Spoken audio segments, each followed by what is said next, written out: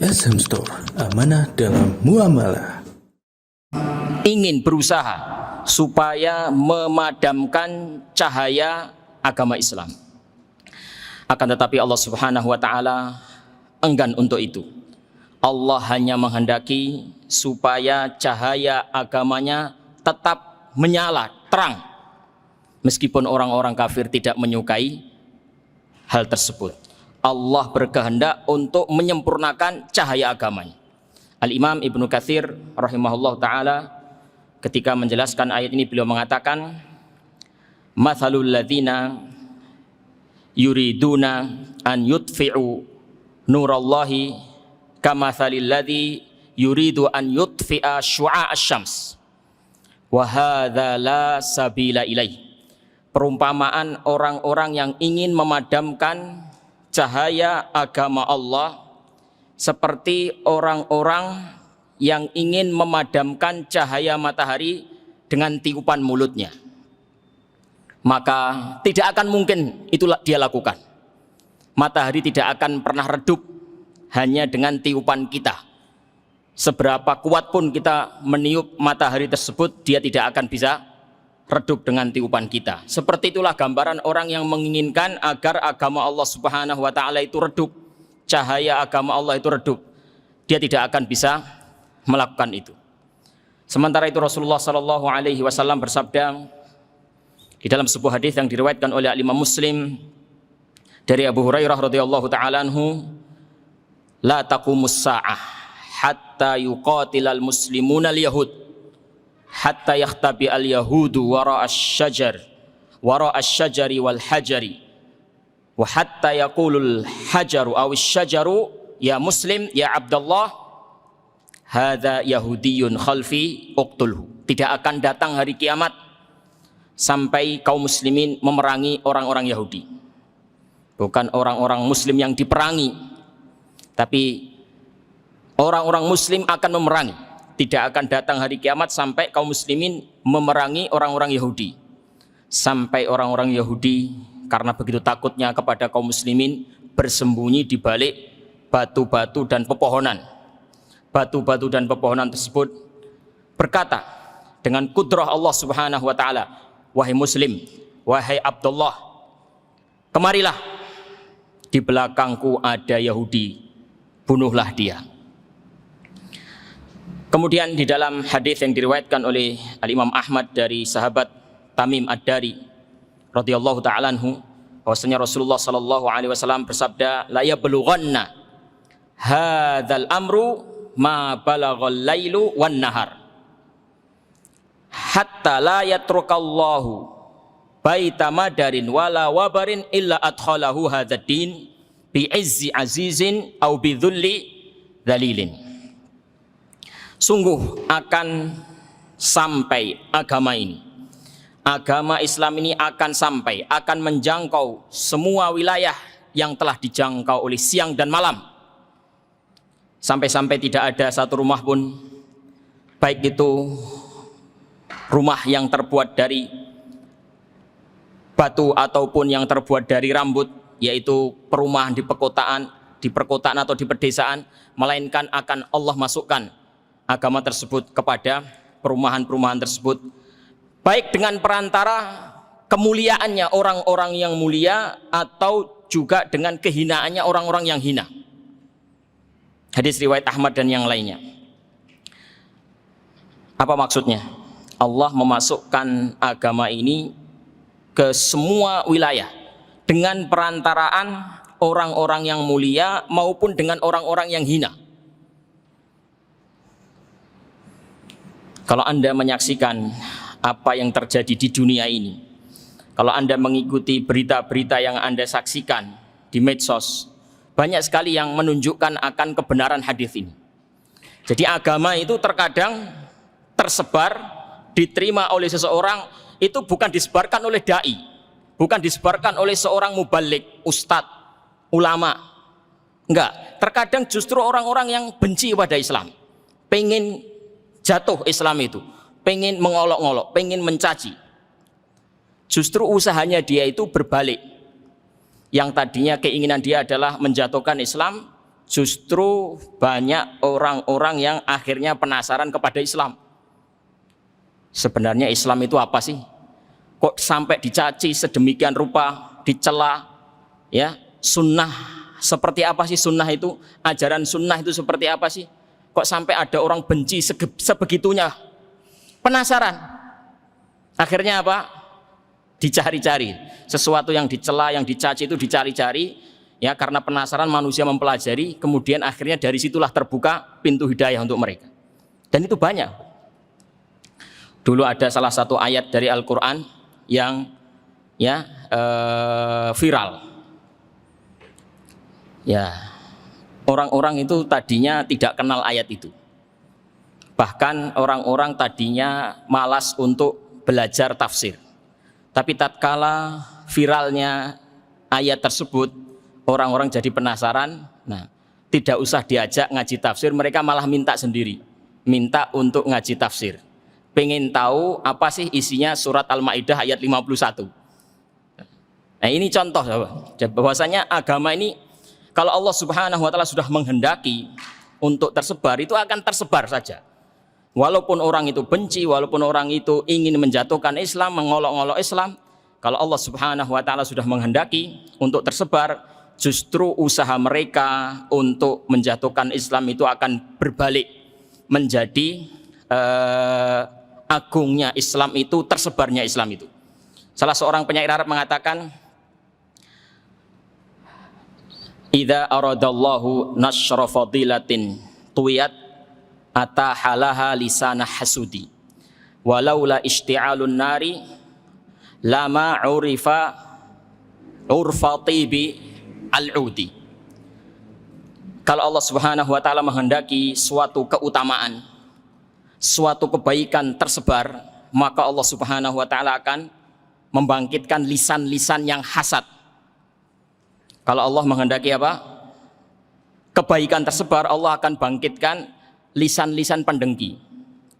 Kalau bukan karena api yang membakar, ya, kayu wangi itu, maka tidak akan tercium bau wangi tersebut. Jadi ibaratnya seperti kayu. Ada kan kayu yang khusus untuk pengharum ruangan. Itu akan nampak wanginya, nampak harumnya kalau diapakan? Kalau dibakar. Ya kurang lebih begitulah Islam. Ketika orang banyak hasad, banyak mencaci, banyak mencela, ya seolah-olah dia dibakar, Islam itu dibakar. Itu akan nampak keutamaannya, akan nampak keunggulannya, akan nampak fadilah-fadilah daripada Islam. Jadi ayol ikhwah azani Allah wa iyyakum, ini adalah busyra, kabar gembira bagi kita semuanya. Tidak usah khawatir, tidak usah bersedih, tidak usah pesimis. Walaupun di dalam perjalanan agama Islam ini banyak sekali rintangan, gangguan, celaan, cemoohan, tapi Islam tidak akan pernah redup. Kalau kalah dan menang, terkadang kalah, terkadang menang, terkadang unggul, ya, terkadang redup, ya, itu mungkin. Tapi sampai mati tidak mungkin, sampai hilang dari permukaan bumi tidak mungkin. Allah Subhanahu wa taala berfirman, wa tilkal ayyamu nudawiluha bainan nas. Hari-hari itu kami pergilirkan antara manusia. Maksudnya apa? Ya, kemenangan, kejayaan itu bergilir. Kadang ada di pihak Islam, kadang ada di pihak non-Islam. Sebagaimana kalau kita mengamati sejarah, munculnya Islam, awal-awal munculnya Islam, apa kondisi Islam? Kuat atau lemah? Lemah. Wong Rasulullah Shallallahu Alaihi Wasallam itu dan para sahabatnya diusir, ya, ditindas, dijajah oleh orang musyrik Quraisy. Nah, tapi kemudian Rasulullah Shallallahu Alaihi Wasallam berhijrah ke Madinah. Begitu di Madinah banyak sekali yang menyambut kedatangan Rasulullah Shallallahu Alaihi Wasallam dan ikut bergabung bersama Rasulullah Shallallahu Alaihi Wasallam untuk membela agama yang beliau bawa. Terjadilah peperangan Badar, menang. Kemudian terjadi peperangan berikutnya Uhud, kalah. Kemudian terjadi peperangan berikutnya, perang Ahzab, perang Hunain, perang Tabuk, dan perang seterusnya, perang di masa Khalifah Abu Bakar, Umar, Utsman, Ali radhiyallahu anhum jami'an. Terjadi peperangan dan peperangan, menang. Jadi tadinya kalah, lemah, kemudian menang, kemudian kalah sebentar di peperangan Uhud, kemudian menang lagi terus. Di masa daulah ya Bani Umayyah menang, di masa daulah Abbasiyah menang, hingga pada akhirnya terjadi tragedi yang sangat memilukan, ya, kaum muslimin yang saat itu berada di masa daulah Abbasiyah diserang oleh pasukan Mongol dan Tatar. Nah, itulah runtuhnya daulah Islamiyah pada saat itu. Ya, mulai saat itu kondisi kaum muslimin terpuruk, lemah, kemudian lemah. Nah, dan bisa dibilang sampai sekarang lemah. Kalau Anda bertanya kenapa seperti ini, jawabnya adalah firman Allah Subhanahu wa taala dalam surat Al-Imran, wa tilkal ayyamu nudawiluha bainan nas. Memang hari-hari itu dipergilirkan. Nah, jadi kadang kemenangan berada di pihak kaum muslimin, kadang berada di pihak selain kaum muslimin. Tapi yang jelas Allah Subhanahu wa taala tidak akan ridho agama Islam ini redup mati, tidak akan ridho. Allah menghendaki supaya yutimma nurahu, menyempurnakan cahaya agamanya. Cuma permasalahannya adalah kapan masa kejayaan itu, dan kita apakah termasuk ke dalam golongan orang-orang yang menyongsong kejayaan itu. Kejayaan itu pasti terjadi ayoul ikhwah, pasti terwujud, kemenangan itu pasti terwujud. Tidak usah khawatir. Dan ada wasilah, ada sarana, ada jalan untuk menggapai kejayaan itu. Dan wasilah itu pasti akan ditempuh. Karena tujuannya, hasil akhirnya yaitu kemenangan Islam itu terwujud. Dan Allah menghendaki terwujudnya kemenangan itu dengan suatu asbab, wasilah. Maka wasilah itu pasti akan terjadi juga, pasti akan ditempuh oleh kaum muslimin. Permasalahannya adalah kita ini masuk golongan itu apa enggak.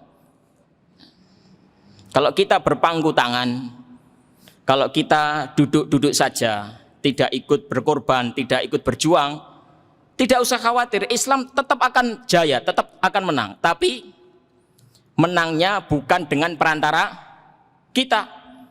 Terus dengan perantara siapa kalau begitu? Ya ayyuhalladzina amanu may yartadda minkum an dinihi fasawfa ya'tillahu biqaumin yuhibbuhum wa yuhibbuna adillatin 'alal mu'minin a'izzatin 'alal kafirin yujahiduna fi sabilillahi wa la yakhafuna laumata laim. Wahai orang-orang yang beriman, siapa saja di antara kalian yang berpaling dari agama ini, Allah akan mendatangkan kaum lain. Allah akan mendatangkan kaum lain yang tidak seperti kalian. Akan Allah ciptakan, Allah akan hadirkan kaum lain yang mereka sangat mencintai Allah, dan Allah pun mencintai mereka. Mereka kasih sayang, bersikap lemah lembut kepada sesama mukmin, dan mereka tegas kepada orang-orang kafir. Mereka berjihad di jalan Allah Subhanahu wa taala, dan mereka tidak takut celaan orang-orang yang mencela. Dalam surat Muhammad juga disebutkan, wa in tatawallau yastabdil qauman ghairakum tsumma la yakunu amsalakum. Kalau kalian berpaling dari agama Allah, tidak usah khawatir agama Allah akan hilang meredup. Tidak. Allah akan datangkan kaum lain. Yastabdil qauman ghairakum. Allah akan mengganti kalian dengan kaum lain yang tidak seperti kalian. Jadi kita ini mau berjuang atau tidak, mau berkorban atau tidak, ya, tidak usah khawatir. Islam itu pasti suatu saat nanti akan menang, suatu saat pasti akan jaya. Ada wasilahnya, ada sarananya untuk menempuh kejayaan itu, dan itu pasti terwujud. Masalahnya apakah kita termasuk orang-orang itu atau tidak? Termasukkah kita kepada orang-orang yang menyongsong kejayaan Islam itu atau tidak? Apabila kita termasuk golongan-golongan tersebut, maka itu adalah sebuah kemuliaan bagi kita semuanya. Sebuah derajat yang tinggi bagi kita semuanya. Tapi kalau kita tidak ikut-ikutan, hanya berpangku tangan, jadi penonton saja, maka ya kita jadi penonton saja, ya sudah, kita hanya melihat saja. Islam tetap menang. Kita hanya menjadi penonton kemenangan Islam, kejayaan Islam. Maka PR kita ini, titik yang ingin kita bahas, fokus yang kita ingin fokuskan adalah bagaimana supaya kita ini termasuk golongan itu, termasuk golongan yang ambil bagian di dalam usaha untuk mewujudkan kejayaan dan kemenangan Islam. Baik, berkenaan dengan wasilah atau sebab-sebab menuju kejayaan Islam, yang ini perlu untuk kita perhatikan dan perlu untuk diperhatikan oleh siapa saja yang menginginkan untuk bergabung dalam golongan yang menyongsong kemenangan Islam ini sudah dibahas oleh para ulama semenjak dahulu kala. Sarana atau jalan menuju kejayaan Islam ini sudah dibahas oleh para ulama sejak dahulu kala, sejak berabad-abad yang lalu. Di antara ucapan yang masyhur berkenaan dengan hal ini adalah apa yang diucapkan oleh Al-Imam Malik ibn Anas rahimahullah ta'ala, Imam Daril Hijrah. Beliau mengatakan, la yasluhu akhiru hadhil ummah illa bima saluha bihi awwaluha. Tidak akan baik urusan umat ini kecuali dengan sesuatu yang telah membuat baik kondisi generasi pendahulunya. Tidak akan baik urusan umat Islam ini kecuali dengan sesuatu yang telah membuat baik generasi pendahulunya.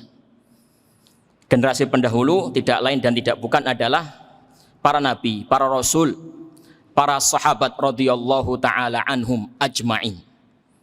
Jadi kita ini tinggal menjiplak saja. Kalau kita ingin termasuk bagian dari golongan orang-orang yang menyongsong kejayaan Islam, kemenangan Islam, tinggal menjiplak saja dari orang-orang yang sudah pernah menjalani, sudah pernah berjuang untuk menyongsong kejayaan Islam tersebut. Baik, jadi intinya singkat saja, inti supaya kita ini bisa bergabung dalam golongan yang orang-orang yang menyongsong kemenangan dan kejayaan Islam, intinya singkat saja. Ittiba'u apa? Ittiba'u manhajis salaf. Itu saja, mengikuti manhaj salaf, mengikuti jalannya orang-orang terdahulu. Orang-orang terdahulu sebelum kita yang langsung berada di bawah bimbingan Nabi dan Rasul kita, Nabi Muhammad SAW, itu bagaimana dulu mereka beragama. Sudah, itu aja. Semakin kita ini dekat kepada mereka, semakin penjiplakan kita itu semakin persis kepada mereka, maka kita ini akan semakin dekat ya dengan kemenangan, dengan kejayaan. Kita akan semakin dekat dengan golongan mereka yang menyongsong kemenangan tersebut. Baik para ikhwah yang dirahmati Allah Subhanahu wa taala, kalau kita bicara tentang manhaj atau metode beragamanya generasi pendahulu, para sahabat radhiyallahu taala anhum, generasi salaf, maka banyak metode beragama mereka, jalan hidup mereka itu banyak. Namun dalam kesempatan siang hari ini kita akan menyebutkan beberapa jalan hidup mereka atau metode beragama mereka yang penting, yang inti. Baik, apa itu? Yang pertama, para ikhwah dan akhwat yang dirahmati Allah Subhanahu wa taala, mereka berpegang teguh dengan tauhid. Mereka mempelajari dengan baik, mengamalkannya dan mendakwahkannya. Kalau kita melihat dalil-dalil Al-Quran dan juga sunnah Rasulullah SAW, apa yang saya sebutkan ini nampak sekali. Mereka berpegang teguh dengan tauhid, dan mereka ketika berdakwah menyebarkan agama ini senantiasa menjadikan tauhid itu sebagai tema pertama. Ya. Tema pertama yang disampaikan dalam dakwah mereka. Bukan hanya Nabi kita Muhammad SAW dan para sahabat radhiyallahu taala anhum, tapi Nabi dan Rasul sebelumnya mereka seperti itu metode dakwahnya. Walaqad arsalna Nuhan ila qaumihi faqala ya qaumi ibudullaha ma lakum min ilahin ghairu. Sungguh telah kami utus Nuh kepada kaumnya. Kemudian dia berkata, wahai kaumku, sembahlah Allah Subhanahu wa taala saja, tidak ada sesembahan bagimu yang hak kecuali Dia. Tauhid, mengesahkan, menunggalkan Allah dalam peribadatan. Sembahlah Allah saja, tidak ada sesembahan bagimu yang hak kecuali Dia. Nabi Nuh. Nabi yang berikutnya Nabi Hud. Wa ila adin akhahum hudan. Qala ya qaumi ibudullaha ma lakum min ilahin ghairu. Dan kepada kaum Ad kami utus saudara mereka Nabi Hud. Apa yang dikatakan oleh Nabi Hud? Ya qaumi ibudullaha ma lakum min ilahin ghairu. Wahai kaumku, sembahlah Allah saja. Sekali-kali tidak ada sesembahan yang hak bagi kalian kecuali Dia. Nabi berikutnya Nabi Saleh. Wa ila Thamuda akhahum Salihah. Kepada kaum Thamud kami utus Nabi mereka, saudara mereka, yaitu Saleh. Apa yang dikatakan oleh Saleh? Nabi Saleh, ya qaumi budullaha ma lakum min ilahin ghairu. Wahai kaumku, sembahlah Allah saja, sekali-kali tidak ada sembahan yang hak bagi kalian kecuali Dia. Berikutnya siapa? Nabi Syuaib. Wa ila Madyana akhahum Syuaiba. Kepada kaum Madian kami utus saudara mereka Syuaib. Apa yang dikatakan oleh Nabi Syuaib? Ya qaumi ibudullaha ma lakum min ilahin ghairu.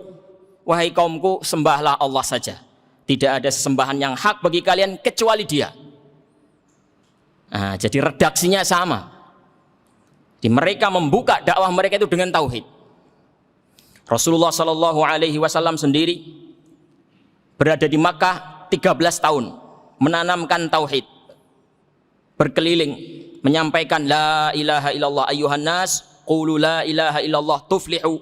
Wahai sekalian manusia, ucapkanlah la ilaha illallah, tidak ada sesembahan yang hak kecuali Allah. Katakan itu, kalian akan beruntung. 13 tahun Rasulullah SAW fokus dakwah ke situ, membenahi tauhid, membenahi akidah manusia ya pada saat itu. Demikian juga Rasulullah tatkala mengutus utusan-utusan dakwah, dai-dai, mubalik, beliau juga berpesan seperti itu. Salah satu di antaranya adalah Mu'ad ibn Jabal yang diutus oleh Rasulullah SAW ke Yaman. Ya Mu'ad, innaka sata'ti qauman ahla kitab, falyakun awwala ma tad'uuhum ilaihi an yashhadu an la ilaha illallah wa anni rasulullah. Wahai Mu'ad, engkau akan mendatangi kaum ahli kitab. Hendaknya pertama kali yang engkau serukan kepada mereka adalah supaya mereka bersaksi tidak ada ilah yang berhak disembah, yang berhak diibadahi kecuali Allah, dan bahwasanya aku adalah Rasulullah. Jadi Bapak dan Ibu yang dirahmati Allah Subhanahu wa taala, seberapapun gencar omongan-omongan, ucapan-ucapan miring dari orang-orang yang tidak suka kepada tauhid atau dakwah tauhid, jangan sampai ini membuat nyali kita turun, jangan membuat semangat kita surut. Sejak zaman dahulu para nabi dan para rasul, para sahabat menjadikan ini sebagai inti dakwah mereka. Dan walaupun tauhid ini dibahas semenjak kita awal ngaji dulu, antum ingat-ingat sendiri dulu pertama kali ngaji ya tahun berapa sampai sekarang, sudah berapa kali antum mengaji tauhid, seberapapun banyak tauhid yang kita kaji ya, hendaknya kita tidak bosan. Karena memang itulah inti kehidupan ini. Inti Allah Subhanahu wa taala menciptakan, menghadirkan kita di dunia ini. Allah berfirman, "Wa ma khalaqtul jinna wal insa illa liya'budun." Tidaklah aku menciptakan jin dan manusia kecuali untuk beribadah kepadaku. Tafsir ya'budun, liya'budun sebagaimana dinukil dari para sahabat, dinukil oleh Al-Imam Al-Bukhari dan juga Al-Imam Al-Qurtubi dan yang lainnya dari para sahabat. Ya'budun maksudnya yuwahidun. Tidaklah aku menciptakan jin dan manusia kecuali untuk beribadah kepadaku. Maksudnya untuk mengesakan aku, mentauhidkan aku dalam peribadatan itu.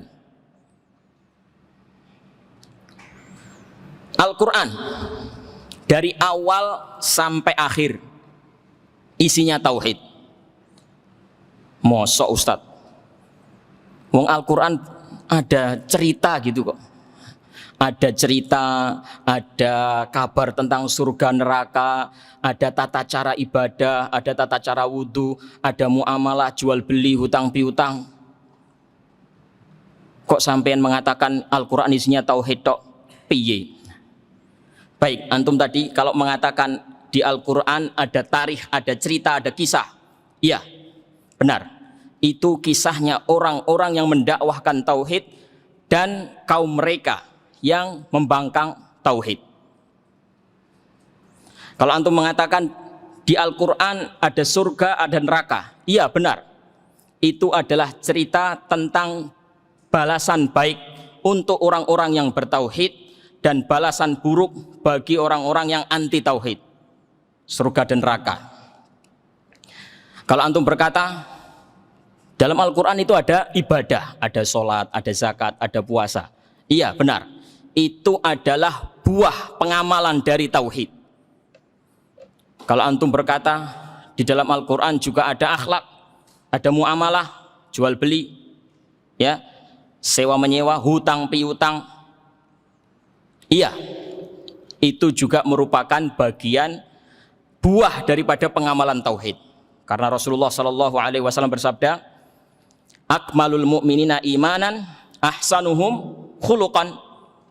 Seorang mukmin yang paling sempurna imannya, yang paling sempurna akidahnya, yang paling bagus tauhidnya, itu yang paling bagus akhlaknya.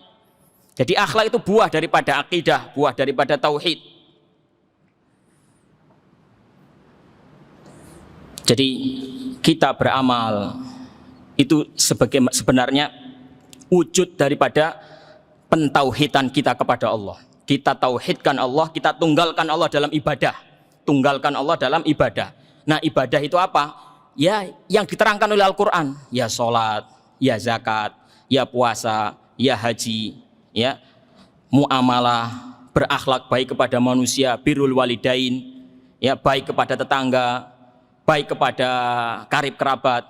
Nah, itu semuanya adalah perwujudan daripada tauhid.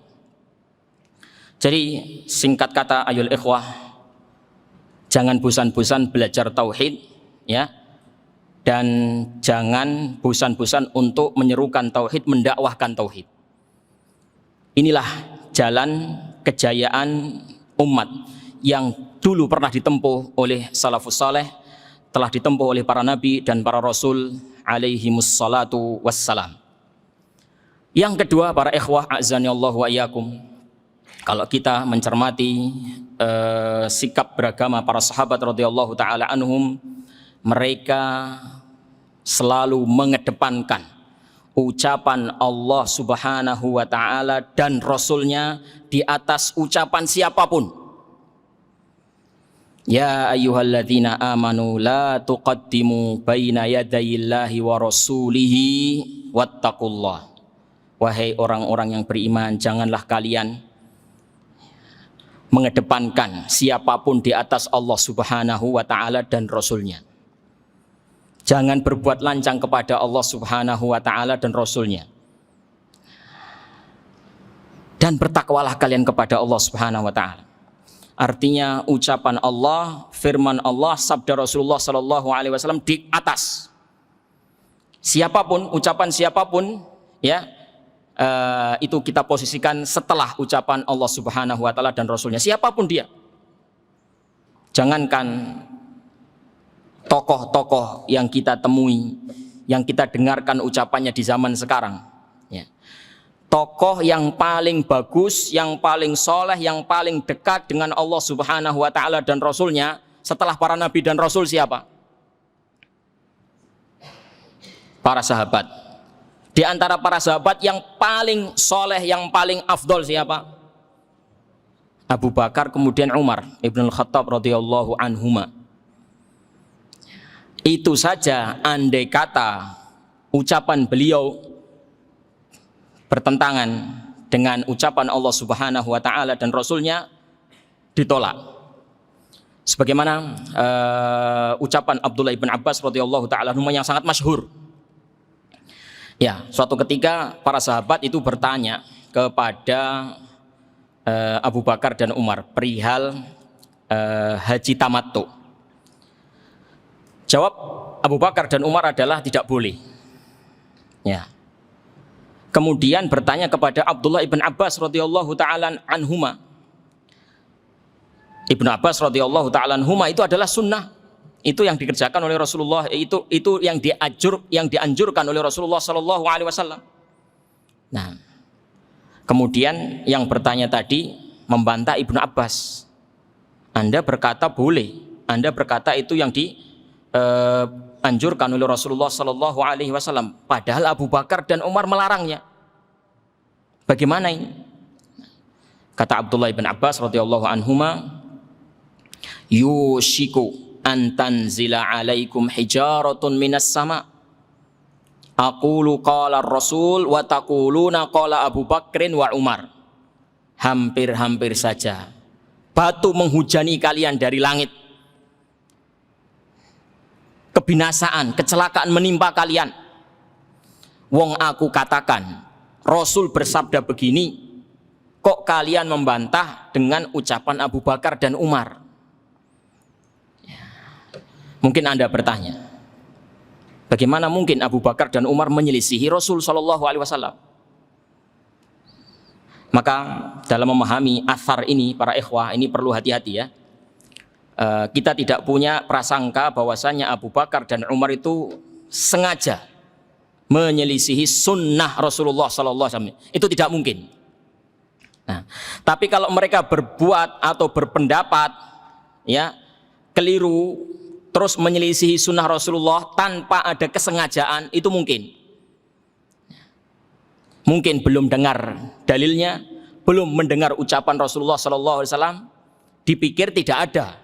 Karena tidak ada, maka berpedoman pada dalil yang sudah diketahui, dalil yang ada, sehingga memunculkan ijtihad, terus keliru. Nah, seperti itu mungkin. Tapi menyengaja untuk menyelisihi ucapan Rasulullah Sallallahu Alaihi Wasallam itu tidak mungkin. Itu yang perlu kita pahami dalam memahami athar tersebut. Jadi sikap kita, ya, kita mengedepankan ucapan Rasulullah Sallallahu Alaihi Wasallam. Adapun ucapan selain beliau yang menyelisihi ucapan beliau, ya, kita menyampingkannya dengan tetap kita menjaga husnudzon, prasangka baik kepadanya. Apalagi itu adalah orang-orang yang mulia, orang-orang yang memiliki ketinggian ilmu, ketakwaan, seperti para sahabat, seperti Abu Bakar dan Umar, termasuk juga para ulama. Kita mungkin pernah mendengar, ya, para ulama A, ya, Imam A atau Imam B punya pendapat yang bertentangan dengan hadis sahih. Nah, itu mungkin terjadi. Tapi kita tetap berhusnudzon bahwasanya mereka tidak akan menyengajakan diri menentang hadis tersebut.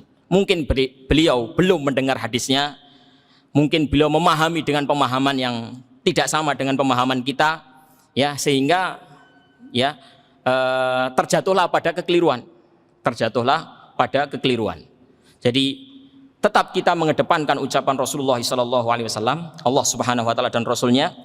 Nah, dan kita menyampaikan ucapan selain itu yang bertentangan dengannya, tapi kita tetap berhusnudzon kepada mereka yang punya pendapat selain itu. Baik, dalam kesempatan kali ini para ikhwah sekalian yang dirahmati Allah Subhanahu wa taala, saya juga ingin menegaskan bahwasannya mengedepankan ucapan Allah dan Rasul-Nya di atas ucapan-ucapan selainnya itu hasilnya tidak mesti sama. Maksudnya begini, saya punya prinsip mengedepankan ucapan Allah dan Rasul-Nya di atas segala-galanya. Anda punya prinsip sama. Mereka punya prinsip sama. Ada beberapa kelompok di antara kita yang sama-sama memegangi prinsip ini. Itu mungkin berbeda. Saya, Anda, mereka bisa jadi berbeda. Konsepnya sama, mengedepankan Allah dan Rasul-Nya di atas ucapan siapapun, tapi masalah hasil bisa jadi beda. Bisa jadi beda. Oleh karena itu, kalau Anda berjumpa dengan saudara muslim Anda yang tidak sependapat dengan Anda, jangan terlalu cepat memvonis dia menyelisihi Allah dan Rasul-Nya. Oh, hadisnya begini, ayatnya begini. Kok dia enggak begini? Kok dia begitu? Oh, berarti dia menyelisihi. Nah, jangan terlalu cepat menjatuhkan kesimpulan seperti itu. Bisa jadi dia pun mengikuti Allah dan Rasul-Nya. Bisa jadi mereka juga mengikuti Allah dan Rasul-Nya. Saya, Anda, mereka sama mengedepankan Allah dan Rasul-Nya, tapi memang walaupun prinsip sama, terkadang hasil akhirnya itu berbeda. Maka sekali lagi, kalau ada perbedaan pendapat, jangan terburu-buru menjatuhkan vonis seperti tadi. Dan ini banyak dalam sejarah. Sampai para sahabat pun pernah mengalami hal itu. Ya. Kisah yang sangat masyhur, kisah Bani Quraidah. Rasulullah Shallallahu alaihi wasallam memerintahkan para sahabat, la yusalliyanna ahadunil asra illa fi Bani Quraidah. Ya, jangan sampai salah seorang di antara kalian sholat asar kecuali setelah sampai di Bani Quraidah. Berangkat para sahabat menuju ke Bani Quraidah. Nah, di pertengahan jalan sudah masuk sholat asar. Bahkan bukan hanya masuk sholat asar, bahkan hampir habis waktu sholat asar itu. Belum nyampe di Bani Quraidah. Apa yang terjadi pada para sahabat? Kalau terjadi pada kita kira-kira bagaimana? Pesan Rasulullah tadi apa? Jangan sholat asar kecuali setelah sampai di Bani Quraidah. Ya. Tapi sekarang belum nyampe di Bani Quraidah. Waktu asar sudah masuk, bahkan hampir selesai, hampir habis waktu asar. Sholat apa enggak? Para sahabat berbeda pendapat. Dua golongan sahabat ini memiliki semangat yang sama untuk menerapkan sunnah Rasulullah, sabda Rasulullah SAW. Sebagian mereka mengatakan Rasulullah tadi kan berpesan jangan sholat asar kecuali setelah sampai di Bani Quraidah. Lah kita belum sampai di Bani Quraidah, ya sudah kita nggak sholat. Nanti aja kalau sudah sampai di Bani Quraidah baru kita sholat asar. Itu satu kelompok sahabat. Kelompok yang lainnya mengatakan lam yurid minna Rasulullah Shallallahu alaihi wasallam dzalik. Kayaknya Rasulullah nggak menginginkan seperti itu deh. Bahasa kitanya mungkin begitu. Kayaknya nggak begitu maksud Rasulullah itu. Nah, maksud Rasulullah itu barangkali beliau itu menyuruh kita itu bergegas, cepat. Begitu masuk waktu asar sudah sampai di Bani Quraidah. Berhubung kita ini belum nyampe dan waktu asar sudah masuk, ya sudah kita sholat di sini. Nah, jadi intinya mereka berbeda pendapat, persis seperti kaum muslimin saat ini ada yang Arafahnya Jumat, ada yang Arafahnya Sabtu. Ada yang Idul Adhanya Sabtu, ada yang Idul Adhanya hari Ahad. Nah, ini yang terjadi di kalangan para sahabat dulu. Kemudian disampaikan kepada Rasulullah SAW. Ketika sudah bertemu, mereka semua berjumpa dengan Rasulullah, mereka cerita kepada Rasulullah SAW tentang apa yang terjadi pada mereka. Nah, bagaimana sikap Rasulullah ya terhadap mereka yang berselisih ini? falam yu'annif Rasulullah sallallahu alaihi wasallam ahadan minhum. Rasulullah sallallahu alaihi wasallam tidak memarahi, tidak mencela satu kelompok pun dari para sahabat ini. Jadi dua kelompok sahabat ini sudah berusaha semaksimal mereka untuk menerapkan ya wejangan Rasulullah sallallahu alaihi wasallam. Tapi memang hasil pemahaman mereka berbeda. Tapi dua-duanya kan sudah punya semangat untuk mengamalkan sunnah Rasulullah Sallallahu Alaihi Wasallam. Makanya para ulama mewanti-wanti kita semuanya, ya jangan terlalu gampang ngecap orang keluar dari ahlu sunnah. Imam Ahmad Ibn Hanbal, Imam ahli sunnah wal jamaah, beliau mengatakan,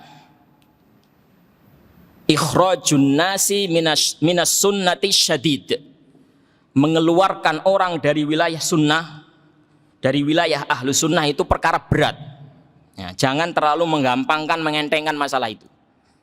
Nah, saya kasih contoh lain lagi, bagaimana seseorang itu sama-sama mengamalkan dalil ya, tapi hasilnya tidak sama. Masalah sholat mayyit ghaib. Sholat mayyit gaib, paham ya sholat mayyit gaib? Barangkali Anda melakukan, nah beberapa pekan yang lalu mensolatkan mayyit gaib. Mayyitnya siapa? Putranya Gubernur Jawa Barat. Nah, tapi barangkali Anda melakukannya. Apa hukum sholat mayyit gaib? Ini sholat jenazah, tapi jenazahnya tidak ada di tempat. Yang satu mengatakan disyariatkan. Yang kedua, tidak disyariatkan sama sekali. Yang ketiga mengatakan disyariatkan, tapi jika jenazah itu tidak disolatkan atau tidak ada yang menyolatkan dari kalangan kaum muslimin yang ada di sekitar jenazah tadi. Dan pendapat keempat, disyariatkan jika jenazah itu jenazah spesial. Ada berapa? 4 pendapat. Dalil mereka apa? Dalil mereka satu. 4 pendapat ini kembali kepada dalil yang satu. Apa? Rasulullah Sallallahu Alaihi Wasallam tatkala meninggalnya Najasyi, beliau mensolatkannya, solat mayyit gaib. Rasulullah di Madinah, Najasyi di mana? Di Habasyah, di Ethiopia. Nah, sudah. Itu dalilnya. Dalil yang pertama, pendapat pertama itu. Pendapat kedua, yaitu. Pendapat ketiga, yaitu dalilnya. Pendapat yang keempat, yaitu. Semuanya berdalil dengan hadis yang sama. Pemahamannya yang berbeda. Pendapat pertama mengatakan, ya Rasulullah mensolatkan Najasyi, solat mayyit gaib. Ya sudah, berarti dia sunnah. Beres, selesai. Nah, yang kedua mengatakan, Rasulullah melakukan solat mayyit gaib kepada Najasyi. Tapi tidak ada selain Najasyi yang disolatkan. Hanya Najasyi saja. Ini mengesankan bahwasanya seolah-olah itu adalah khususiyah Najasyi. Teruntuk Najasyi saja. Najasyi sekarang sudah nggak ada. Berarti sholat mayyit gaib sudah tidak ada. Nah, yang ketiga mengatakan Rasulullah mensolatkan Najasyi, berarti sholat mayyit gaib itu disyariatkan. Dan sepertinya hal itu dilakukan Rasulullah karena Najasyi itu tidak ada yang mensolatkannya. Dia muslim seorang diri di negerinya. Makanya Rasulullah di Madinah mensolatkannya. Jadi kalau ada mayit yang hilang, nggak ada yang mensolatkan, ya, nggak ditemukan jenazahnya, berarti kan nggak ada yang mensolatkan, nggak ketemu jenazahnya. Siapa yang mau mensolatkan? Jenazahnya nggak kelihatan, nggak jelas, ya disolatkan. Nah, pendapat yang keempat mengatakan Rasulullah mensolatkan Najasyi karena Najasyi itu raja dan dia memiliki jasa yang besar terhadap kaum muslimin. Dulu di awal-awal masa keislaman, kaum muslimin hijrah. Ya, kaum muslimin berhijrah. Sebelum hijrah ke Madinah itu ada hijrah ke Habasyah. Dan itu mereka diterima dengan baik, disambut dengan baik, dilindungi oleh Najasyi. Jadi Najasyi ini tidak terlupakan jasanya. Jadi dia adalah tokoh spesial. Maka sholat mayit gaib disyariatkan kalau jenazahnya itu jenazah spesial. Nah, jadi 4 pendapat tadi semuanya mengikuti sunnah Rasulullah Sallallahu Alaihi Wasallam. Cuma mana yang tepat, mana yang meleset, wallahu a'lam. Nah, ini perlu kita dalam ilmu fikih, yakni cara berpikir seperti ini penting Bapak dan Ibu. Makanya sering kita dengar kalau membahas fikih ada rojih, ada marjuh, kuat dan lemah. Ya. Apa maksudnya kuat dan lemah? Kuat dan lemah itu maksudnya pendapat itu yang rojih maupun yang marjuh, yang kuat maupun yang lemah itu sama-sama berusaha untuk menggali hukum dari dalil, dari Al-Quran maupun dari As-Sunnah. Semuanya semangat untuk menggali dalil, menggali hukum dari dalil. Semuanya semangat untuk ittiba'us sunnah. Para ulama itu, imam 4 madhab yang terkenal, Imam Abu Hanifah, Malik, Syafi'i, Ahmad, semuanya berusaha semaksimal mungkin untuk menetapi Quran dan sunnah Rasulullah Sallallahu Alaihi Wasallam. Nah, tapi pendapat mereka itu ada yang sisi pandangnya, pemahamannya kuat sekali. Ada yang mungkin marjuh, ya tidak kuat. Nah, kita tidak bisa langsung mengatakan ini ahlus sunnah, itu ahlul bid'ah. Nah, tidak segampang itu. Bisa jadi mereka yang berbeda itu seperti perbedaan dalam 4 pendapat dalam masalah sholat mayit gaib itu, bisa jadi semuanya adalah di atas sunnah. Ya. Karena konsep mereka mengikuti sunnah dan mereka membangun di atas ilmu, di atas kaidah. Nah, cuma permasalahannya di antara mereka ada yang tepat menepati kebenaran, ada yang meleset dari kebenaran. Nah, makanya kita perlu berhati-hati Bapak dan Ibu. Ya. Tapi memang ada yang benar-benar keluar. Jadi perbedaan pendapat itu bisa sampai mengeluarkan seorang dari wilayah ahlu sunnah. Ya. Ada yang tidak sampai mengeluarkan dari ahlu sunnah, ada yang benar-benar sudah keluar. Nah, makanya nanti akan dibahas di sesi kedua oleh Ustadz siapa? Ustadz Basuki Rahmat ya. Insya Allah nanti antum ikuti saja. Nah, jadi intinya tidak semua orang yang berbeda pendapat dengan kita itu langsung divonis, langsung disimpulkan dia tidak mengikuti Allah dan Rasulnya. Nah, jadi mengikuti Allah dan Rasulnya, mengedepankan Al-Quran dan As-Sunnah, nah bisa saja kesimpulan akhirnya itu berbeda. Karena para sahabat pun seperti itu. Pernah terjadi di kalangan mereka seperti itu.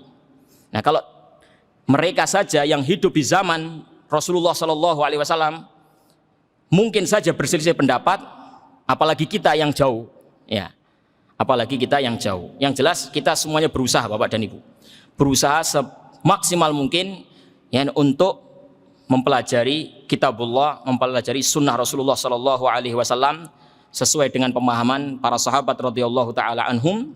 Ya, kalau kita seandainya keliru atau kita berbeda pendapat, mudah-mudahan kekeliruan kita atau perbedaan pendapat yang terjadi di antara kita itu adalah perbedaan pendapat masih dalam ruang lingkup rahmat. Nah, ini bukan berarti semua perbedaan pendapat itu rahmat, ya.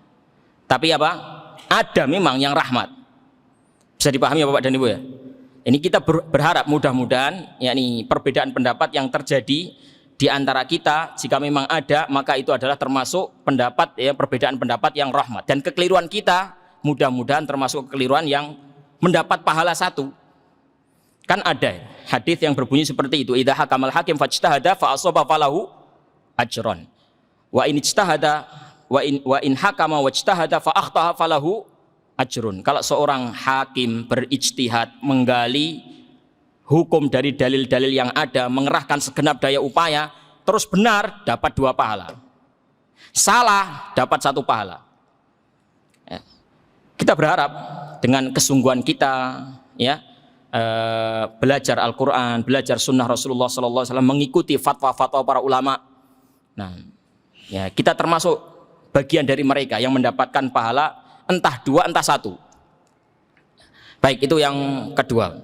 Yang ketiga sekarang, jalan menuju kejayaan yang ketiga para ikhwah yang dirahmati Allah Subhanahu wa taala adalah wala tatafarraqu, jangan berpecah belah. Banyak ayat-ayat Al-Qur'an yang memerintahkan kepada kita, mengingatkan kita agar jangan sampai kita itu berpecah belah. Allah berfirman, wa'tasimu bihablillahi jami'an wala tatafarraqu. Berpeganglah kalian dengan tali atau agama Allah dan janganlah kalian berpecah belah. Syara'a lakum minad dini ma wassa bihi Nuha walladzi auhayna ila Ibrahima wa Musa wa Isa an aqimuddin wala tatafarraqu fi. Allah Subhanahu wa taala telah mensyariatkan agama sebagaimana Allah Subhanahu wa taala telah mewasiatkan kepada Nuh dan sebagaimana yang kami wahyukan kepada Ibrahim, Musa wa Isa. Apa wasiat itu? An aqimuddin wala tatafarraqu fi. Tegakkanlah agama dan jangan bercerai-berai. Qul hadhihi sabili wa anna hadha sirati mustaqiman fattabi'uh wa la tattabi'us subula fatafarraqa bikum an sabili. Dan bahwasanya ini Islam ini adalah jalanku. Ikutilah dia, jangan mengikuti jalan-jalan yang lain karena itu akan membuat kalian berpecah belah, bercerai-berai. Baik. Dari satu sisi kita diperintah supaya tidak cerai-berai atau kita dilarang bercerai-berai, berpecah belah, dilarang.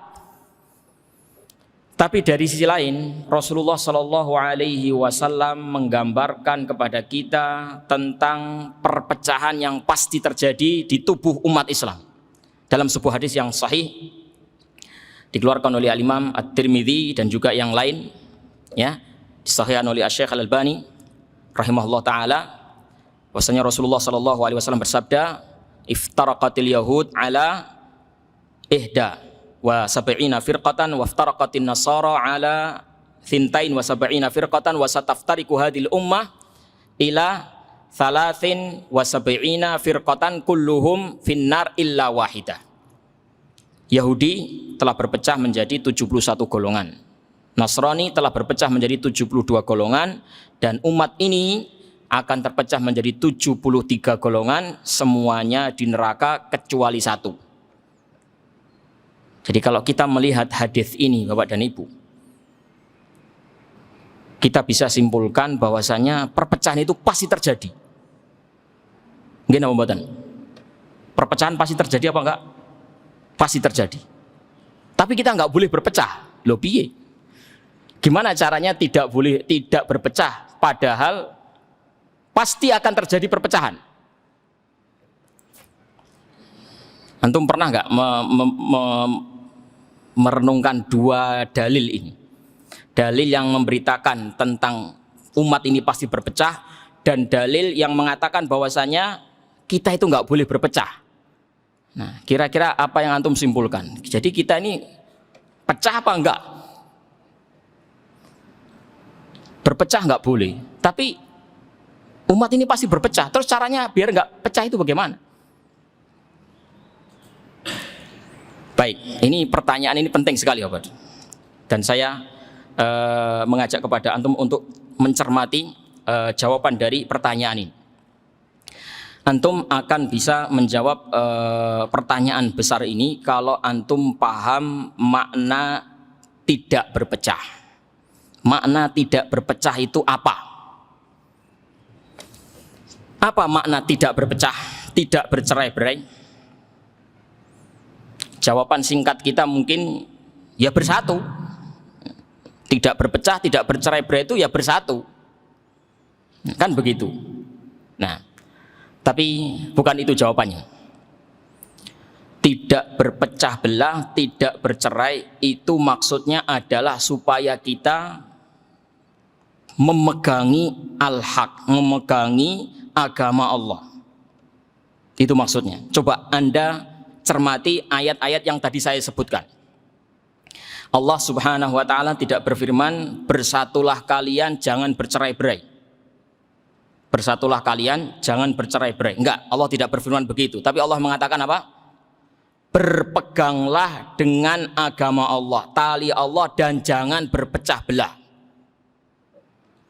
An aqimuddin wala tatafarraqu fi. Ya. Tegakkan agama, jangan bercerai-berai. Ya. Tegakkan agama, jangan bercerai-berai. Sekali lagi, berpegang teguhlah dengan agama Allah, jangan bercerai-berai. Tegakkan agama, jangan bercerai-berai. Inilah jalanku, ikutilah dia. Jangan mengikuti jalan yang lain, karena itu akan membuat kalian bercerai-berai. Jadi sekarang sudah jelas makna tidak bercerai-berai itu apa? Berpegang teguh dengan agama Allah Subhanahu wa taala. Atau dengan kata lain begini, Bapak. Dengan kata lain, tidak bercerai-berai itu kita tetap berada pada jamaah utama atau jamaah induk, jamaah asli. Jamaah induk, jamaah kaum muslimin yang asli. Maksudnya jamaah yang ada sebelum adanya jamaah-jamaah. Jamaah yang ada pertama kali sebelum adanya kelompok-kelompok yang beraneka ragam. Itulah jamaah yang memegangi tali Allah Subhanahu wa taala dengan sungguh-sungguh. Jamaahnya siapa Bapak dan Ibu? Jamaahnya para sahabat radhiyallahu taala anhum. Itulah jamaah kaum muslimin asli. Sebelum muncul Syiah, Khawarij, Mu'tazilah, Jabriyah, Qadariyah, ya, dan lain-lain. Itulah jamaah satu-satunya yang ada.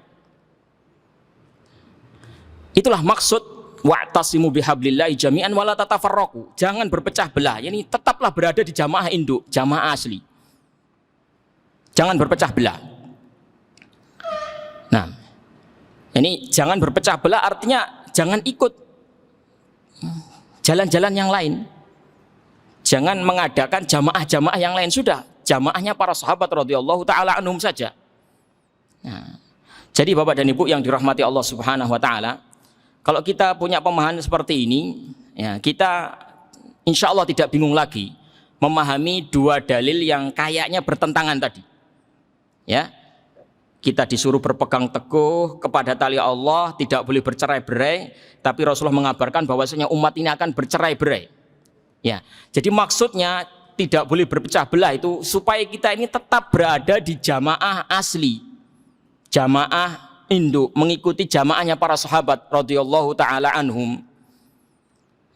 Tapi pasti ada orang yang tidak mengikuti jamaahnya para sahabat.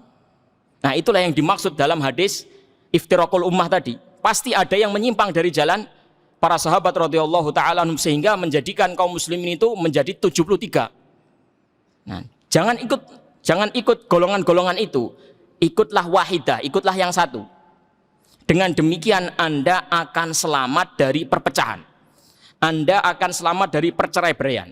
Meskipun perceraian, perpecahan itu terjadi, tapi Anda selamat karena Anda tetap berada di jamaah asli. Jadi bercerai atau tidak itu tergantung, Bapak. Tergantung kita melihat jamaah aslinya. Jamaah asli yang mana? Misal ada suatu kelompok, suatu kelompok di masjid ini.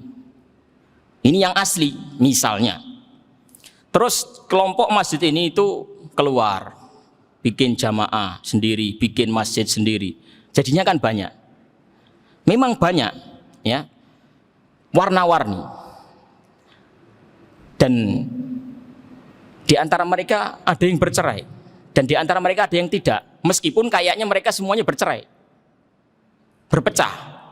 Nah, tapi pasti ada salah satu di antara mereka yang tidak berpecah, yaitu siapa?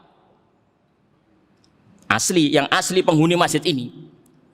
Karena memang awalnya itu dari sini. Atau dengan contoh lain begini misalnya, ada tembok warna putih. Nah, tembok warna putih. Terus ada orang datang membawa cat warna hitam. Ada lagi membawa cat warna biru. Ada lagi ungu, ada lagi merah, ada lagi kuning, ada lagi coklat, ada lagi ya warna-warna yang macam-macam. Sehingga tembok yang putih tadi itu menjadi pelangi, warna-warni. Ya. Warna yang asli yaitu putih seolah-olah bagian dari warna yang beragam itu tadi. Saking banyaknya warna-warni sampai warna yang asli itu tidak diketahui. Nah, itulah gambaran Islam. Ya. Jadi tetap ada yang asli itu ada, yaitu jamaahnya para sahabat. Tapi berhubung banyak sekali jamaah-jamaah yang lain, Mu'tazilah, Khawarij, ini, itu, nah macam-macam. Nah, saking banyaknya warna-warni sehingga warna yang asli pun seolah-olah bagian dari warna-warni itu. Tapi walaupun dia seolah-olah bagian dari warna-warni itu, tetap dia asli. Tetap dia adalah yang asli. Jadi kalau Anda ingin selamat dari perpecahan itu, ya tetaplah di atas warna yang asli tadi. Walaupun seolah-olah dengan Anda berada di warna yang asli itu kayaknya nggak ada bedanya sama warna-warna yang lain, saking banyaknya. Bisa dipahami sampai sini Bapak dan Ibu ya. Nah, satu hal lagi yang perlu untuk kita ketahui dalam permasalahan ini Bapak dan Ibu, dan untuk mengikuti jamaahnya para sahabat itu patokannya bukan jumlah. Contoh begini. Misalnya di suatu kampung ada 100 wanita. Satu berjilbab, 99 tidak berjilbab. Itu yang berkelompok atau bersatu atau berjamaah yang mana, yang nyempal yang mana? Sepintas yang nyempal adalah yang satu tadi, ya enggak? 99 itu enggak berjilbab, hanya ada satu yang berjilbab. Nah, kan seolah-olah dia nyempal, ya kan? Nah, tapi sesungguhnya adalah satu ini adalah jamaah. 99 itulah yang nyempal. Lah kok iso? 99 koncone akeh. Nah, bareng-bareng, rame-rame. Satu sendirian, kok bisa dikatakan al-jamaah itu bagaimana? Siapa yang bisa menjawab? Karena satu wanita yang berjilbab ini dia mengikuti jamaah apa? Jamaah asli, jamaahnya para sahabat. Ya seperti saya bilang tadi, jadi saking banyaknya warna itu, nah sampai warna yang asli itu nggak kelihatan sampai. Tapi itulah yang asli, tetap itu asli. Jadi banyak wanita-wanita yang sudah menyimpang dari jalannya sahabat sehingga dia tidak berjilbab, 99 ya, satu yang berjilbab. Walaupun satu ini kayaknya dia nyempil seorang diri, ya seolah-olah dia sempalan, tapi dia pada hakikatnya adalah al-jamaah. Itu adalah jamaah asli. Itulah warna putih tadi, tembok putih tadi. Dia nggak kelihatan, seolah-olah dia justru yang berpecah, seolah-olah karena saking banyaknya warna-warni. Nah, itulah ucapan Abdullah bin Mas'ud radhiyallahu taala anhu, al-jama'atu ma wafaqal haqqa walau kunta wahdak. Jamaah itu adalah yang mencocoki al-haq meskipun kamu seorang diri. Jelas Bapak dan Ibu, bagaimana dikatakan jamaah kok seorang diri? Dari mana? Ya dia bergabung sama jamaahnya para sahabat. Dia bergabung sama Abu Bakar. Jangan melihat di kampung ini, kalau di kampung ini memang dia sendiri. 1 lawan 99, kayaknya dia nyempal. Tapi dia jamaah karena dia bergabung dengan jamaah asli induk. Dia adalah tembok putih tadi. Ya, saking banyaknya warna-warni yang lain sampai-sampai dia nggak kelihatan, sampai-sampai malah justru dia yang tertuduh seolah-olah dia adalah kelompok sempalan. Nah, tapi tenanglah, meskipun seolah-olah Anda sendiri, nggak ada temannya, asalkan Anda mencocoki al-haq, tidak usah khawatir, insya Allah Andalah jamaah. Makanya dalam hadis disebutkan, yakni kulluhum finnar illa wahidah, semuanya di neraka kecuali satu. Nah, wahiyal jamaah, yaitu al-jamaah, Dalam riwayat yang disebutkan al-jamaah itu adalah ma'ana alaihil yauma wa ashabi, yaitu siapa saja yang berada di atas jalanku sekarang dan jalan para sahabatku. Nah, itulah yakni menggabungkan antara yakni ucapan yang satu dengan ucapan yang lain. Ya, jadi jamaah ma wafaqal haqqa walau kunta wadak. Engkau mencocoki al-haq meskipun kamu seorang diri. Karena kamu mengikuti jalannya para sahabat, makanya dikatakan jamaah. Maka tidak usah berkecil hati, ayolah ikhwah. Seandainya antum di kantor sendiri, atau di tengah-tengah keluarga besar sendiri, di tengah RT antum sendiri, ya. Sebagian ikhwan itu merasa, wah, Islam itu menyuruh kita untuk bersatu, menyuruh kita untuk tidak berpecah. Lah orang-orang itu pendapatnya begini semua, aku pendapatnya ini dewi aku. Aku kok menyempal. Dia merasa dirinya menyempal karena dia sendiri. Nah, inilah yakni kesalahpahaman sebagian ikhwah ya, ketika dia mengamalkan dalil, mengamalkan sunnah, gara-gara tidak ada temannya dia merasa nyempal. Nah, padahal sekali lagi dia tidak nyempal. Sekali lagi al-jamaah itu adalah ma wafaqal haqqa walau kunta wahdak. Begitu caranya supaya kita tidak berpecah itu seperti itu. Walaupun kesannya kita adalah bagian dari kelompok-kelompok yang berpecah itu. Tapi asalkan kita berada di atas jamaah induk, jamaah asli, tenang saja. Nah, seperti tembok tadi. Tembok putih meskipun ada coretan-coretan macam-macam, yang putih tetaplah putih. Nah, baik. Ini yang keberapa tadi? Yang ketiga. Yang keempat, para ikhwah yang dirahmati Allah Subhanahu wa taala, perlu ada pengorbanan dan perjuangan. Ya, setelah kita memegangi tauhid, setelah kita memiliki konsep mengedepankan ucapan Allah dan Rasulullah sallallahu alaihi wasallam, setelah kita berusaha untuk tidak berpecah belah, tetap berada di atas jamaah yang induk, jamaah asli. Setelah itu kita sampaikan ya konsep ini tadi ya dengan perjuangan, dengan pengorbanan. Karena kalau kita melihat jalannya orang-orang yang telah jaya dulu, para sahabat radhiyallahu taala anhum, luar biasa semangat mereka dalam berkorban, dalam berjuang. Ada salah satu ucapan, tasyabbahu illam takunu mithlahum, inna tasyabbuha bil kirami falahu. Berusahalah untuk meniru-niru golongan yang mulia meskipun tidak sama persis. Karena upaya untuk meniru mereka itu sudah suatu keberuntungan. Kita berusaha untuk meniru para sahabat radhiyallahu taala anhu dalam hal berkorban dan berjuang. Meskipun perjuangan kita sebesar apapun, pengorbanan kita sebesar apapun, mungkin tidak akan menyamai perjuangan mereka selamanya, tidak akan bisa menyamai. Coba kita lihat saja yakni pengorbanan yakni mereka. Salah satu contoh sahabat yang bernama Bara' ibnu Malik. Sudah kenal Bara' ibn Malik? Orang mana ini? Bara' ibn Malik orang Madinah. Bara' ibn Malik al-Ansori, sahabat Ansor. Saudaranya Anas bin Malik. Jadi ada Bara' ibn Malik al-Ansori, ada Anas ibn Malik. Mereka berdua ini bersaudara. Bara' ibn Malik ini adalah seorang yang dari segi fisik bisa dibilang gak ngawai ya. Artinya dia itu kecil, kerempeng, kurus. Orang kalau melihat dia, kayaknya ini kurang meyakinkan. Ini kalau budal perang kira-kira tidak terlalu besar manfaatnya. Tapi jangan salah, Bara' ibn Malik ini walaupun badannya kurus, kerempeng, gak ngawai, dia itu pernah dalam medan jihad membunuh 100 orang. 100 orang itu adalah dalam mubarozah. Tahu mubarozah? Mubarozah itu bukan peperangan, pertempuran. Ini ketika dua kelompok bertemu jadi satu di medan perang, ya.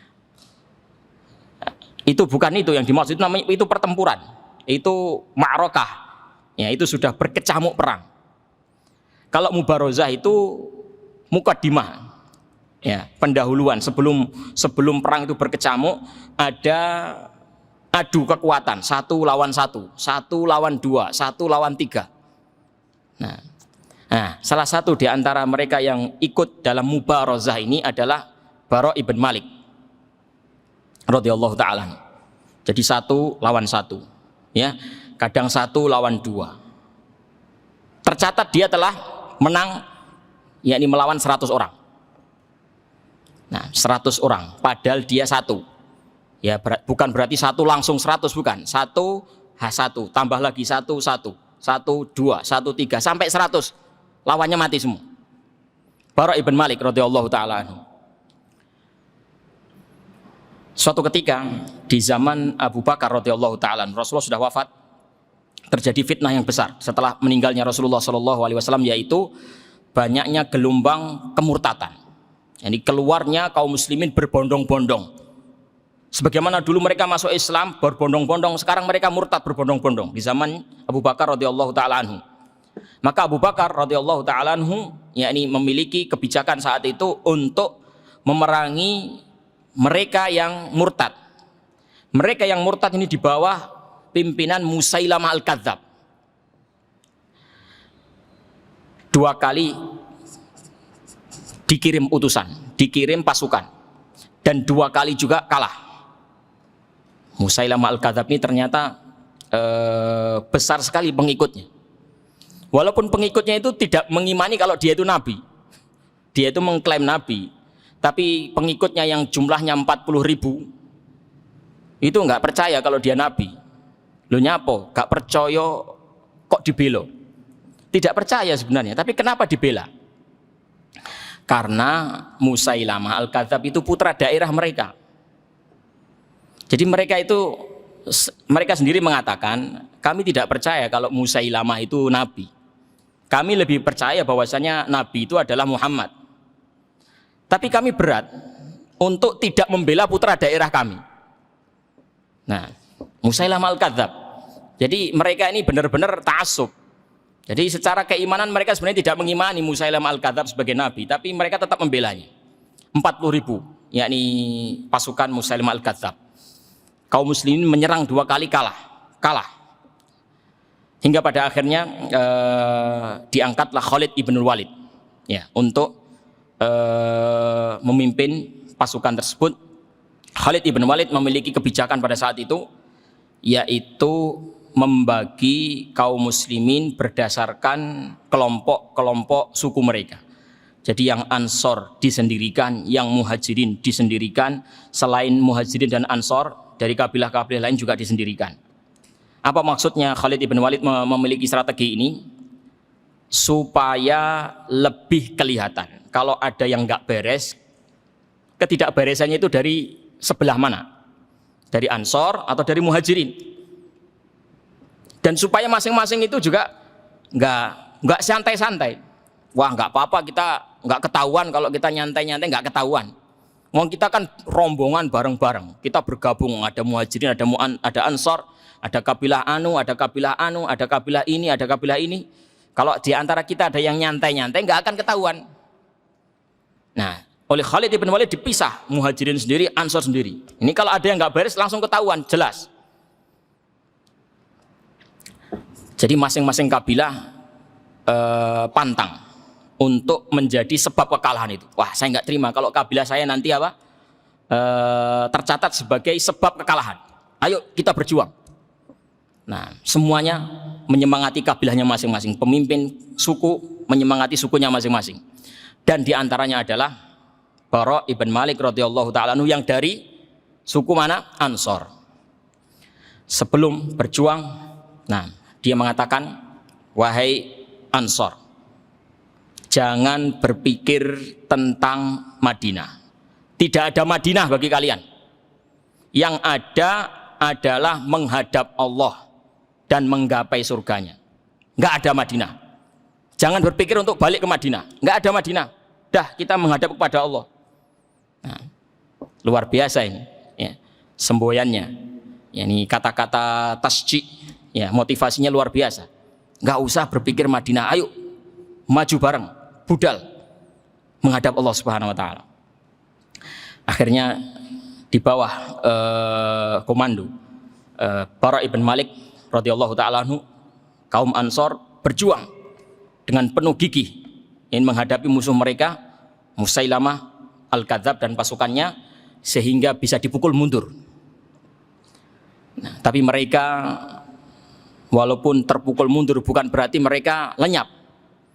Mereka berlindung di balik benteng yang begitu tinggi dan begitu panjang luas. Sudah kaum muslimin nggak bisa mengejar mereka.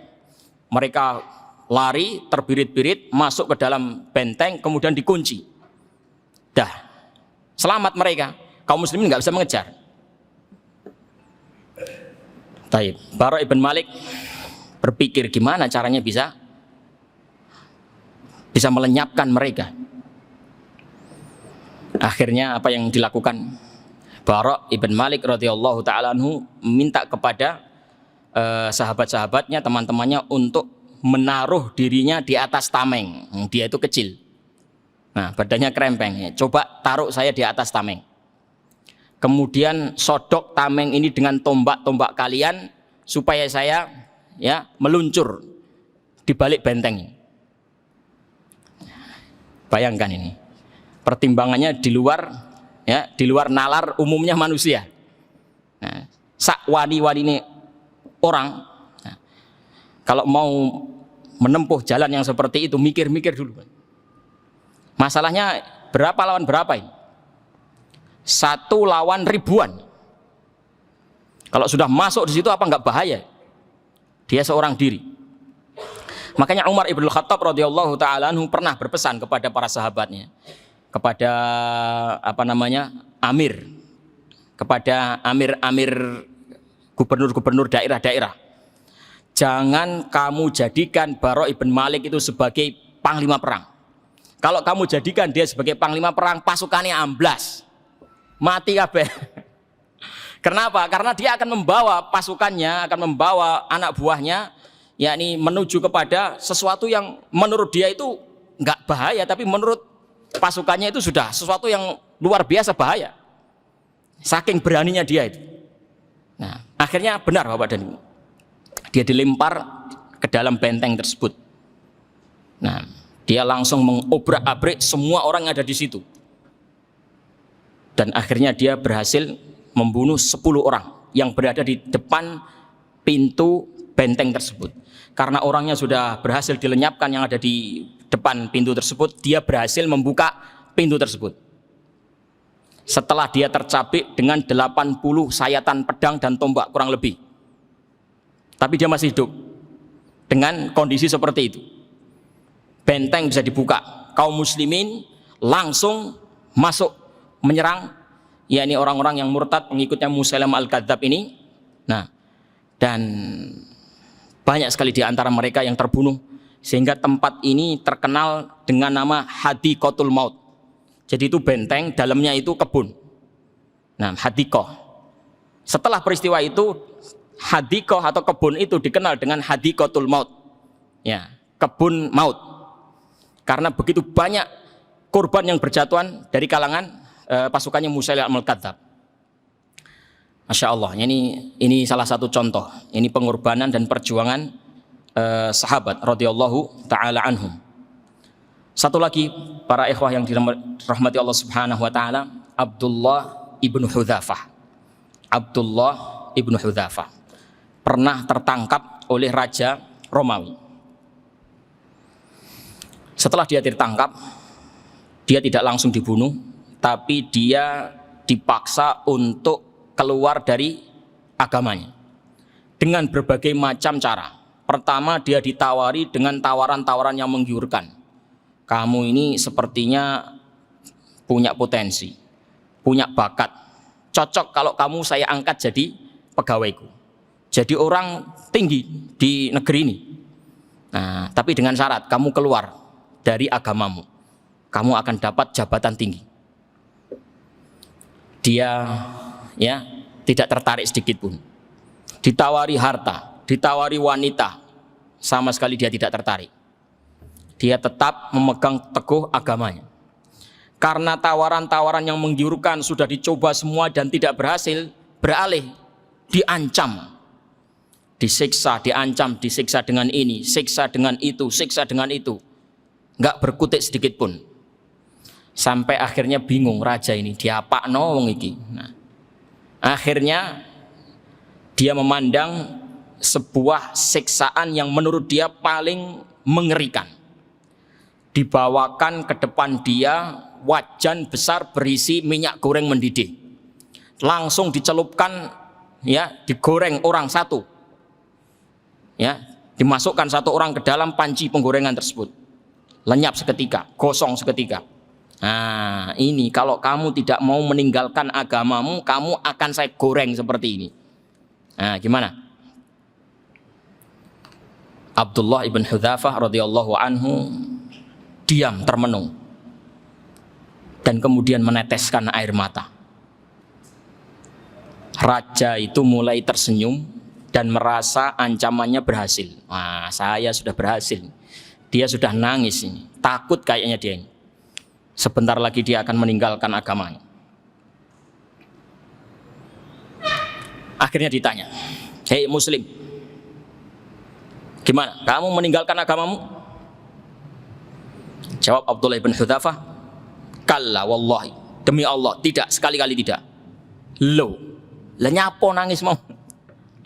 Nah, kata dia, "Saya menangis karena saya membayangkan seandainya saya punya nyawa sebanyak bulu yang ada di rambut saya. Andai kata saya punya 1000 nyawa, kemudian satu persatu nyawa saya itu lenyap di panci penggorengan ini. Digoreng, mati, hidup lagi, goreng lagi, mati, hidup lagi, goreng lagi, sampai 1000 kali. Alangkah indahnya kalau seperti itu. Saya bisa berkorban untuk Allah. Seneng rasanya bisa berkorban untuk Allah. Itu yang saya bayangkan. Sayangnya saya cuma punya 1 nyawa. Jadi kalau saya digoreng, ya sudah, saya mati, sudah nggak bisa berkorban lagi." Gedek-gedek rajanya itu, nggak bisa. Ini apa namanya? Siksaan yang menurut dia itu paling mengerikan. Ternyata nggak mempan. Akhirnya dibebaskan. Ya wes, mulai. Nggak mempan diginikan, nggak mempan diginikan, nggak mempan. Subhanallah, Abdullah ibn Hudzafah radhiyallahu taala anhu. Masya Allah. Jadi para sahabat, demikian juga orang-orang yang sebelum mereka, pengikut para nabi dan rasul sebelum mereka, luar biasa perjuangan mereka, pengorbanan mereka. Mereka berjuang, ya, dengan apa saja yang mereka miliki. Mereka berjuang dengan nyawa mereka, dan bahkan mereka bangga bisa mengorbankan, mempersembahkan nyawa untuk Allah Subhanahu wa taala. Kita tahu ya kisah Ashabul Ukhdud, ya, Ashabul Ukhdud yaitu pasukan Raja Dzunnuwas, ya, yang mengancam kaum muslimin pada saat itu dengan apa? Membuat parit, digalikan parit, kemudian dinyalakan api yang berkobar-kobar di situ. Siapa yang mau meninggalkan agamanya selamat, siapa yang tidak mau meninggalkan agamanya harus dipaksa untuk masuk ke dalam parit yang menyala-nyala apinya ini. Maka orang-orang pada saat itu imannya begitu kuat. Mereka tidak mau bergeser sedikit pun meninggalkan agama mereka meskipun nyawa taruhannya. Sampai akhirnya tersisa 1 wanita yang maju mundur, maju mundur, maju mundur. Iya pora, iya pora. Kemudian, ya, anak yang digendongnya berkata kepadanya, "Nah, ya ummi la takhafi innaki 'alal haq." Wahai ibuku, jangan takut. Kamu berada di atas al-haq. Subhanallah. Itulah perjuangan orang-orang terdahulu. Orang-orang terdahulu itu ada yang dibakar hidup-hidup, ada yang disalib. Nah, panjenengan tahu salib itu apa? Jadi dia dipajang di sebuah tiang salib, dipaku tangannya, ditali, diikat, nggak dikasih makan, nggak dikasih minum, dijemur di panasan. Lama-lama mati sendiri, sampai mati. Ada lagi yang dimasukkan ke kandang singa. Ya, singa yang begitu lapar. Nah, dimasukkan orang pengikut para nabi, para rasul, dimasukkan ke kandang singa tersebut. Subhanallah, mereka bangga bisa mempersembahkan nyawa mereka untuk Allah Subhanahu wa taala. Ya, kita mungkin milih yang kedua ya. Ini pilihan pertama ya, berkorban nyawa. Nah, risiko yang seperti itu mereka siap menanggung. Ada lagi pilihan kedua. Ini yang dilakukan oleh Ammar ibn Yasir radhiyallahu taala anhu.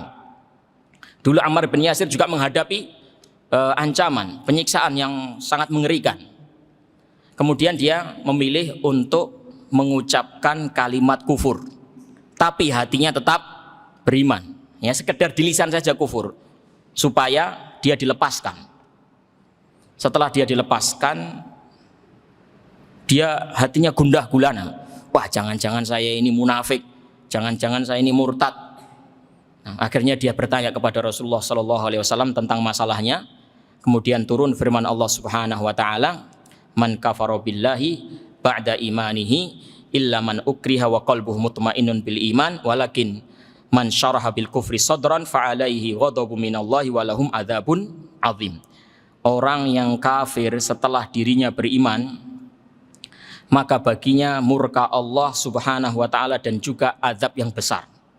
Kecuali orang yang dipaksa kafir namun hatinya tetap beriman. Lisannya saja mengucapkan kata-kata kufur tapi hatinya tetap beriman. Nah, mereka tidak termasuk. Yang termasuk dalam ancaman ini orang-orang yang benar-benar hatinya condong kepada kekufuran. Nah, maka berdasarkan ayat ini dan juga berdasarkan kisah Ammar ibn Yasir yang menjadi sebab turunnya ayat ini, seorang seandainya berada di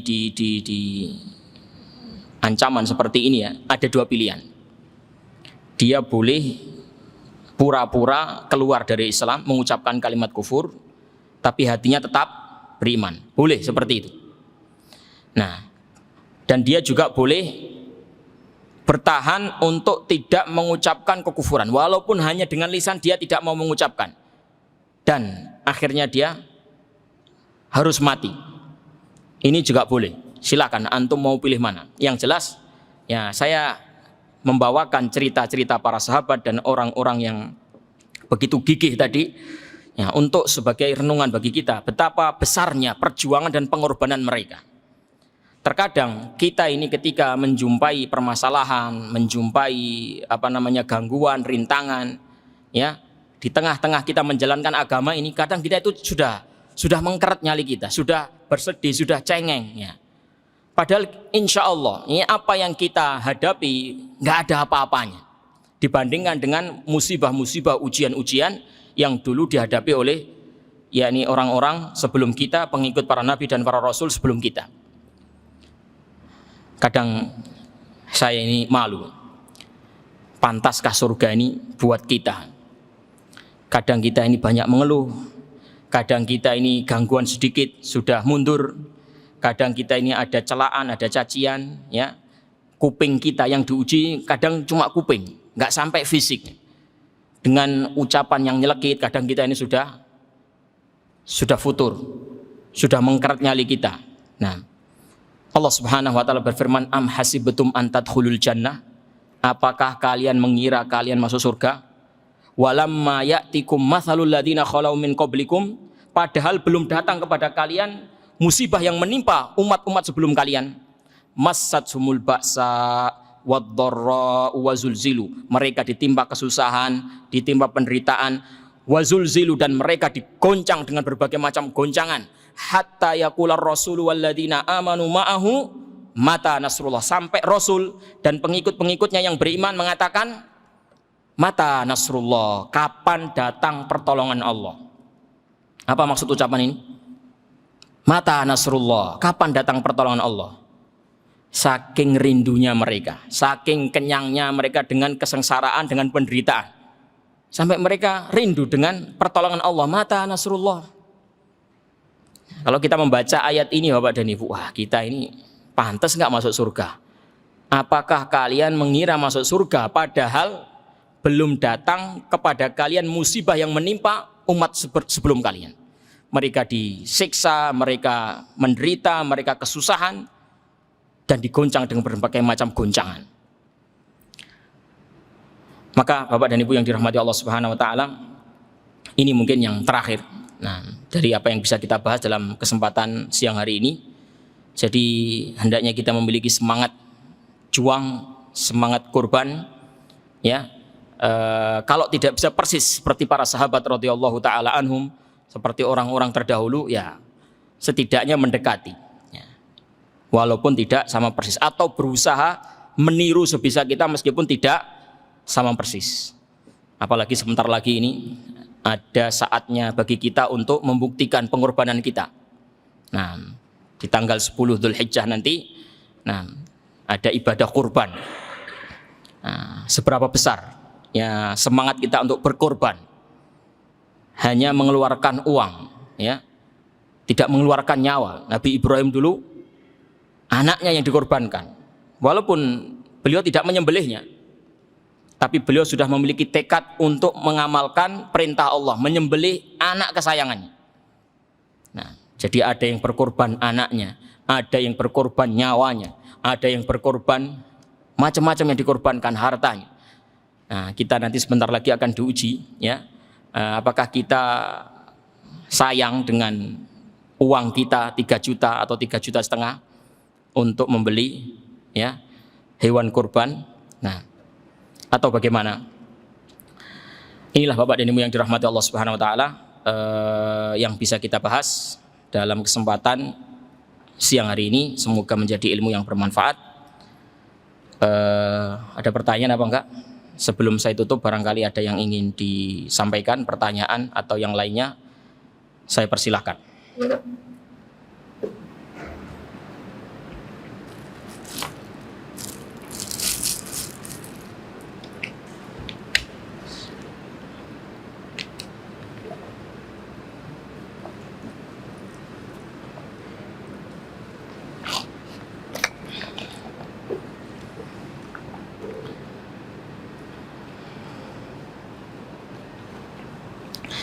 Baik, jika tidak ada kita cukupkan sampai di sini.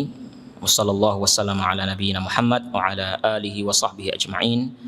Wa akhiru da'wana anil hamdulillahi rabbil alamin. Assalamualaikum warahmatullahi wabarakatuh.